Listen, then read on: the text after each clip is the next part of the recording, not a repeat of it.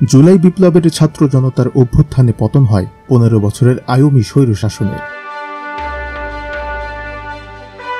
সূচনা হয়েছে নতুন এক শুরুর আকাঙ্ক্ষা, জেগেছে নতুন সূর্যের ভোর দেখানো।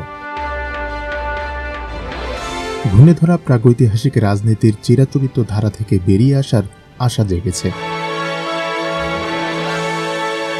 নতুন একটি রাজনৈতিক দল গঠনের উদ্যোগ নেওয়া হয়েছে, যা তরুণদের উপর নির্ভরশীল।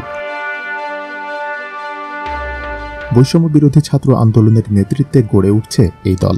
2024 সালের জানুয়ারিতেই নতুন এই দলের আনুষ্ঠানিক ঘোষণা আসতে পারে।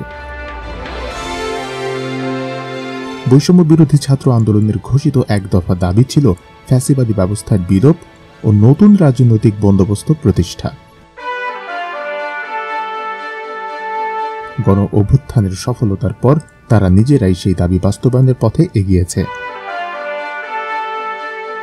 আন্দোলন প্ল্যাটফর্ম থেকে জাতীয় নাগরিক কমিটি গঠন এবং এরপর নতুন রাজনৈতিক দল গঠনের পরিকল্পনা এ আন্দোলনের আরও একটি ধাপ। বৈষম্য বিরোধী ছাত্র আন্দোলন এবং জাতীয় নাগরিক কমিটির নেতৃত্বে নতুন এই দল গঠনের উদ্যোগ নেওয়া হচ্ছে। অন্তর্বর্তী সরকারের উপদেষ্টা নাহিদুল ইসলামকে দলের নেতৃত্বে রাখা হতে পারে। সূত্রমতে জানুয়ারির মধ্যে দল গঠনের কাজ সম্পন্ন হবে।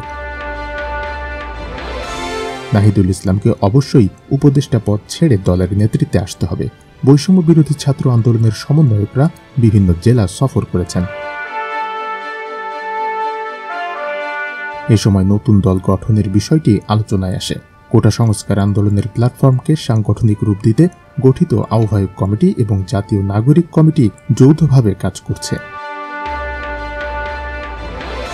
বৈষম্য বিরোধী ছাত্র আন্দোলনের নেতারা বিশ্বাস করেন তরুণ নেতৃত্বই ভবিষ্যৎ বাংলাদেশের জন্য সঠিক পথ প্রদর্শক। তাদের মতে জনগণ তরুণ নেতৃত্বকে বেছে নেবে। জাহিদুল ইসলামকে যোগ্য নেতা হিসেবে বিবেচনা করে দল গঠনের উদ্যোগ নেওয়া হয়েছে। নতুন রাজনৈতিক দলটি বৈষম্য বিরোধী ছাত্র আন্দোলন ও জাতীয় নাগরিক কমিটিকে প্রেসার গ্রুপ হিসেবে রেখে কাজ করবে।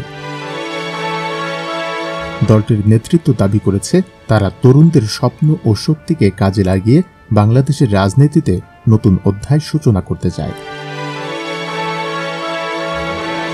জানুয়ারিতে আনুষ্ঠানিক ঘোষণা আসার পর এই দল কতটা কার্যকর ভূমিকা রাখতে পারবে তা সময়ই বলে দেবে। তবে দেশের মানুষ নতুন রাজনৈতিক শক্তি এবং নেতৃত্বের উপর ভরসা করতে চাইছে।